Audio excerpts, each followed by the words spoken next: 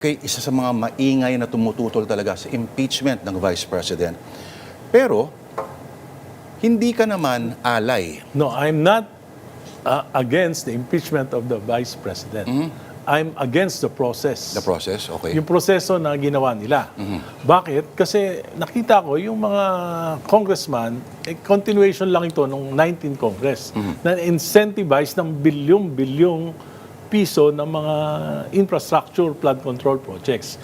Kaya nga, sabi mo, inaakusahan ni Mayor Benji. Ang gagawin ko, Monday, I will deliver a privileged speech na sabihin ko doon kung ano yung nakita ko na mga allocables ng mga prosecutors. Oh. Mula nung 19 Congress hanggang 2026, kung magkano yung allocations nila, at ikukumpara natin doon sa ibang mga congressman. Doon natin makikita kung na-incentivize nga ba talaga itong mga prosecutors na ito.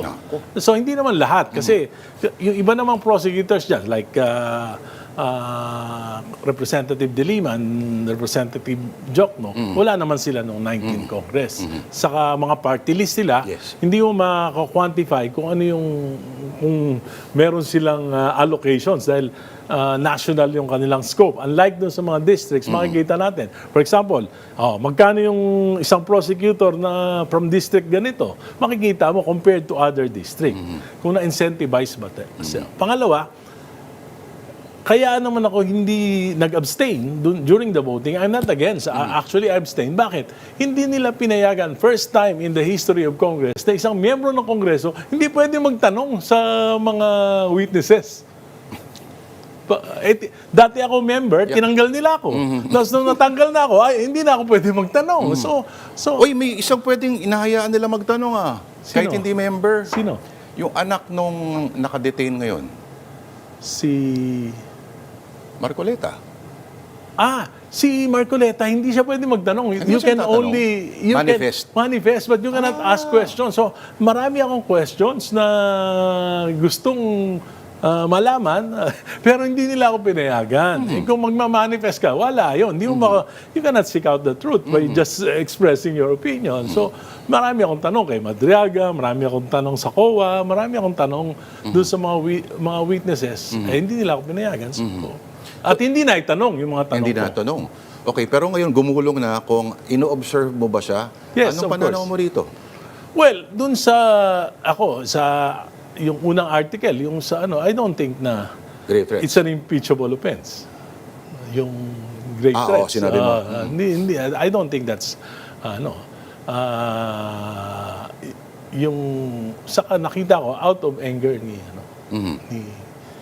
BP Sara.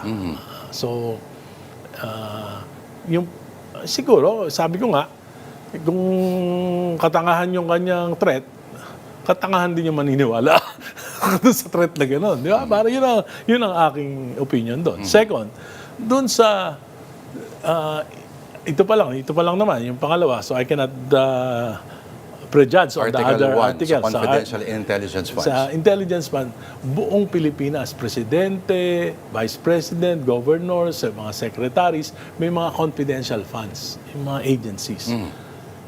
Ganyan din naman ang sistema lahat alias lang yan Pumunta sa Mindanao nga, pag dumating ang balitang-balita, pag dumating na yung confidential intelligence fund, pinaghahatian na lang yan ng mga politiko. So this is a systemic problem na talaga kung bakit ilalagay. Pangalawa, wala namang confidential fund yung Office of the Vice President. Walang line item yan sa 2022 budget. Ang ginawa, nag-request si BP Sara, binigyan ni Presidente ng confidential fund na hindi naman dapat po pwede dahil wala namang confidential funds item dun sa BP budget. But when the friendship turns sour, Ayun, yun na yun.